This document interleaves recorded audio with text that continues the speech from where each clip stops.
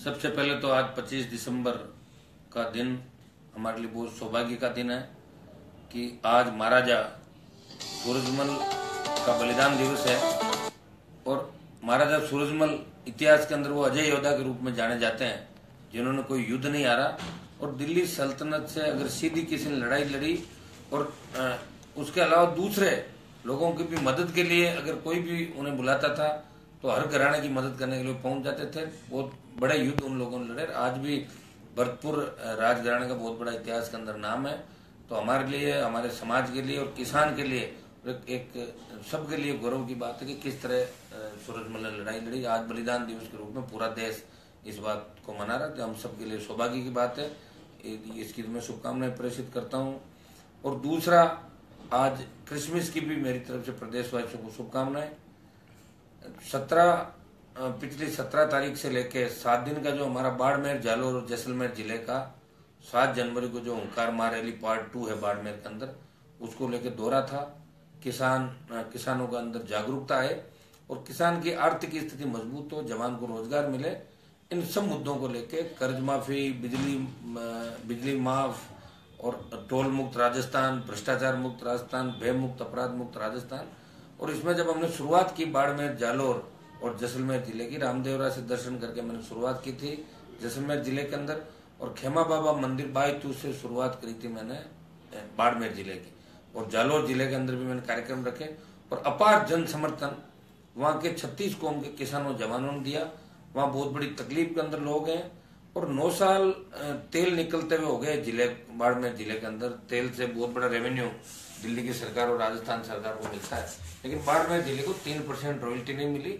और लेकिन कोयले के भी अथाक भंडार, कई पंचायतों के अंदर कोयला निकलता है जो पूरे देश के अंदर जाता है, फिर भी कोयले का 1% रेवेन्यू जो पंचायत को मिलता है, 3% जिले को मिलता है, वो रेवेन्यू भी वहां के जनता को नहीं मिला, जिससे वहाँ सड़कें बदहाल है।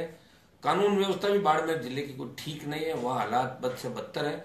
तो हमने प्रयास किया इन 7 दिनों के अंदर भी, और 2 दिन बाद मेरा फिर बाड़मेर जिले का दौरा है। हमें बाड़मेर, जोधपुर और बाकी बचा हुआ जो इलाका है वहां मैं जाऊंगा और जन जन को जगाऊंगा। मैं प्रयास करूंगा कि राजस्थान को हम नया विकल्प दें। ये हमारा जन आंदोलन है। हम सत्ता प्राप्ति के लिए लड़ाई नहीं लड़ रहे। हम चाहते हैं कि राजस्थान का दबा कुचला किसान, जो पहले अंग्रेजों के जमाने के अंदर जिसका शोषण हुआ, फिर जागीरदारों ने शोषण किया, फिर अकाल का साया हमेशा राजस्थान के लोगों के साथ चला, और चौथा, नेताओं ने इतने धोखे दिए कि किसान की आर्थिक स्थिति बद से बदतर होती गई, रसातल के अंदर चला गया। और आज अगर किसान को मजबूत करना तो हमें कर्ज माफ किसान का करना होगा, ये सरकार को सोचना है। और नागौर के अंदर जो रैली करी थी 1 साल पहले, उससे कर्ज माफी का आंदोलन को पूरे देश के अंदर हवा मिली, और मध्य प्रदेश के किसानों ने उससे प्रेरणा लेकर आंदोलन किया, उन्होंने सादत भी दी। उसके बाद आपका महाराष्ट्र, उत्तर प्रदेश और पंजाब के अंदर आंदोलन चला, वहां की सरकारों ने कर्जा माफ किया, लेकिन वो कर्जा नाम मात्र का माफ था। वहां नियमों की आड़ के अंदर सीमांत, लघु सीमांत में किसान को बांट दिया। लेकिन हमारी सरकार की इस मामले में पूरी मांग है कि 82,000 करोड़ का पूरा कर्जा राजस्थान की सरकार को माफ करना होगा। इस बात की हुंकार हम 7 जनवरी को 2nd राउंड में बाड़मेर से भरेंगे। और तीसरी, फ्री बिजली हमें मिले पंजाब, तेलंगाना, तमिलनाडु और कर्नाटक की तर्ज पे। 4 लाख खाली पद भरे जाए, 10,000 बेरोजगारी भत्ता मिले, टोल मुक्त राजस्थान हो, गुजरात मॉडल पे, जिस तरह प्राइवेट वाहनों को टोल मुक्त कर दिया गुजरात के अंदर। तो राजस्थान सरकार को भी, मोदी की बार बार राजस्थान सरकार बात कहती है कि हम गुजरात मॉडल लाएंगे, गुजरात मॉडल, तो टोल फ्री होना चाहिए। इस बात की भी हम लड़ाई लड़ रहे हैं। और 10,000 रुपये बेरोजगारी भत्ता जवानों को मिले, अपराध मुक्त राजस्थान हो, मजबूत लोकायुक्त उत्तराखंड की तर्ज पे बने, और अमन चैन राजस्थान के अंदर हो। ये स्वामीनाथन आयोग की रिपोर्ट कृषि के मामले के अंदर यहाँ राजस्थान में लागू हो। यहाँ 100 रुपए खेती के अंदर खर्च करते हैं तो 57 रुपए मिलते हैं, मात्र 43 रुपए का घाटा है। खेती लाभकारी हो, जिस तरह अमेरिका, जापान के अंदर 100 रुपए किसान खर्च करता है तो उसे 250 रुपए मिलते हैं। ये हमारी सारी मांगों को लेके हम हुंकार भर रहे हैं। 2nd और 3rd हुंकार हमारी बाद में होगी, बीकानेर, फिर सीकर, और फिर हम जयपुर जाएंगे। 10 लाख लोग इस सरकार को घेरेंगे। और इस सामंतशाही सरकार ने जो दमन राजस्थान के अंदर किया है, सबसे बड़े घोटाले हुए, चाहे बजरी माफिया ने घोटाला किया हो, एक व्यक्ति को लाभ पहुंचाने के लिए सीएमओ सीधा इन्वॉल्व हो गया। आपका एनआरएचएम का घोटाला, पीएमटी का एग्जाम पहली बार रद्द हुआ, और तीसरा आपका ये जो खान घोटाला, जो सबसे बड़ा घोटाला था, जो अशोक सिंह भी पकड़ा गया, उसके सीएमओ से सीधे तार जुड़े थे। ये घोटालों की सरकार है। हाई सिक्योरिटी जेल से अपराधी गिरोह अपराध को अंजाम देते हैं, और हार्डकोर अपराधियों ने राजस्थान के अंदर जनता का जीना दूर कर दिया। लोग ढाणियों से गांवों के अंदर चले गए, ढाणियां छोड़ छोड़ के पलायन करने लगे, गांव खाली होने लगे। उन पे मंत्रियों का संरक्षण था, और पीडब्ल्यूडी मंत्री यूनुस खान के अनंत पाल से रिश्ते पूरा देश जानता, राजस्थान जानता है, लेकिन सरकार ने इसकी जांच नहीं कराई। और आज भी कैबिनेट के अंदर 2-3 ऐसे आरोपी मंत्री बैठे हैं जो 302 के आरोपी। इससे बड़ा दुर्भाग्य नहीं हो सकता। भाजपा को तो सबक सिखाना ही सिखाना है, लेकिन कांग्रेस ने भी कोई राजस्थान का भला नहीं किया। 50 साल राज करने के बाद भी शुद्ध पीने का पानी भी राजस्थान के लोगों को नसीब नहीं हुआ, और बेरोजगारी की ठोस समस्या के समाधान के लिए कांग्रेस ने कोई नीति नहीं निकाली। इन सबको लेके हम वापिस इस दूसरा जो दौर हमारा है, ये बाड़मेर से 27 तारीख से हम शुरू करेंगे। उससे पहले कल बीकानेर जिला कलेक्ट्रेट पर हमारा घेराव का कार्यक्रम है।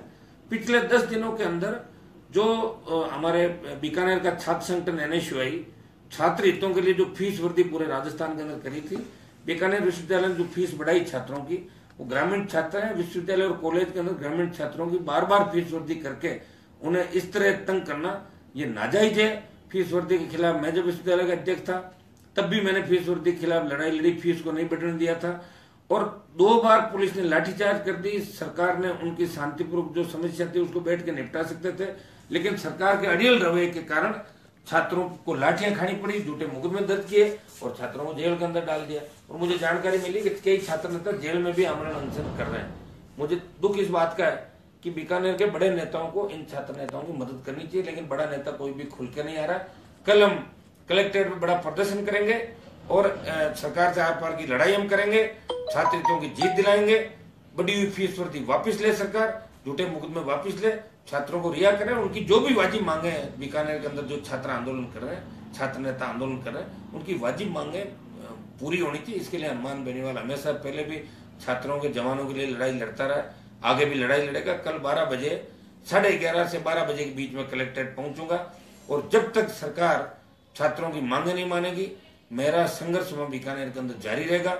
मैं बीकानेर संभाग के सारे जनप्रतिनिधियों को, छात्र नेताओं को, सब संगठनों के छात्रों को, सबको कहता हूँ ये एक संगठन की आवाज नहीं, ये छात्रों की आवाज है। पहले ही छात्र संघों को कमजोर कर दिया, युवा शक्ति को, छात्र शक्ति को दबाने का सरकार प्रयास करती है। पहले छात्र संघ के चुनाव बंद करा दिए, उनको भी 2009 के अंदर विधानसभा के अंदर बेल में धरने पे बैठ के मैंने चालू कराए थे। और उससे पहले भी छात्र संघों की जो मजबूती हुआ करती थी, छात्र संघ अध्यक्ष का बहुत बड़ा रुतबा हुआ करता था, विश्वविद्यालय के अध्यक्ष का बहुत बड़ा रुतबा होता था, वो सारा सरकार ने खत्म कर दिया। कैंपस के अंदर पुलिस और सरकार हावी हो गई, और विश्वविद्यालय और कॉलेजों की स्वायत्ता खत्म हो गई। आजकल कुलपति शिक्षा मंत्री के घर पे 3-3 घंटे बाहर बैठे रहते हैं, या शिक्षा मंत्री के घर पे काम करते हैं कुलपति। ये स्थितियां हो गई प्रदेश के अंदर। हमें शिक्षाविद जो लोग हैं जिन्होंने इस प्रदेश को बहुत बड़ा नाम दिया, इस राजस्थान के शिक्षाविदों ने देश के अंदर राजस्थान का गौरव बढ़ाया, ये वो विश्वविद्यालय हमारे जिनकी एक धाक पूरे देश के अंदर हुआ करती है। आज विश्वविद्यालय राजनीतिक शिकार हो गए, राजनीतिक अड्डे बन गए, गुंडागर्दी के अड्डे बन गए। हमें इसको भी खत्म करना है। और मैं तो यहां तक कहता हूं कि पॉलिटिकल पार्टियों को कैंपस के अंदर, कॉलेज, यूनिवर्सिटी के अंदर अपने कैंडिडेट खड़े नहीं करने चाहिए। स्वतंत्र चुनाव होने चाहिए, और मजबूत लोकतंत्र जब भी बनेगा जब भी लिंगदो कमेटी के आड़ के अंदर जो चुनाव आप कर रहे हो, इससे कुछ भी भला नहीं होने वाला प्रदेश के अंदर। न तो कोई नया छात्र नेता आएगा, न कोई छात्र संघ मजबूत होंगे। ये लिंगदो कमेटी भी हटनी चाहिए। छात्र संघों में चुनाव पुरानी परंपराओं के अनुसार होने चाहिए। छात्र हितों पर कुठाराघात नहीं होना चाहिए। कैंपस में पुलिस, अगर कोई अपराधी है उसको पकड़ने के लिए वाइस चांसलर की अनुमति लेके या प्रिंसिपल की अनुमति लेके पुलिस जाए। हम कोई कानून तोड़ने की बात नहीं कर रहे हैं, हम युवाओं को सही दिशा के अंदर लक्ष्य प्राप्ति के लिए हमेशा आह्वान करते हैं। लेकिन कानून की आड़ के अंदर अगर गुंडागर्दी कोई करे, जबरन आप जाकर आप बेइज्जती करो छात्र नेताओं की, छात्र संघ पदाधिकारियों की, तो इस चीज को हम बर्दाश्त नहीं करेंगे। कल कलेक्ट्रेट में हम जाएंगे, और जो जो इसके अंदर दोषी लोग हैं, पुलिस के जो भी दोषी लोग हैं, उनके खिलाफ भी कार्रवाई की हम लोग बात करेंगे। तो मैं आह्वान करता हूं बीकानेर संभाग के सारे संगठनों को, युवा संगठनों को, कल 11:30 बजे बीकानेर ज्यादा से ज्यादा तादाद के अंदर कलेक्ट्रेट पे पहुंचे। और पूरे संभाग के जनप्रतिनिधियों को मैं आह्वान करता हूं, सरपंच, प्रधान, जिला परिषद सदस्य, पंचायत सदस्य, वो भी पहुंचे। इस आंदोलन के बाद हम आगे की रूपरेखा भी तय करेंगे, तो हम अलग से बैठ के वो भी बात करेंगे। तो आप सब कल 11:30 बजे बीकानेर पहुंचे। कल बीकानेर के अंदर छात्र हितों के लिए एक नए संघर्ष का आगाज होगा, और हम राजस्थान की सरकार को सबक सिखाएंगे कि इस तरह बार बार यहाँ का छात्र ये लाठी और गोली और दमन का शिकार नहीं होगा।